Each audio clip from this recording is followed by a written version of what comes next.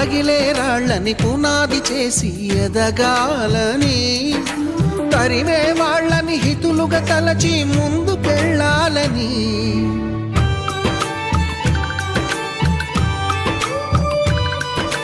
కన్నుల నీటిని కలల సాగుకై వాడుకోవాలని, కాల్చే నిప్పుని ప్రమిదగా మలచి కాంతి పంచాలని, గుండెతో ధైర్యం చెప్పెను, చూపుతో మార్గం చెప్పెను, అడుగుతో గమ్యం చెప్పెను.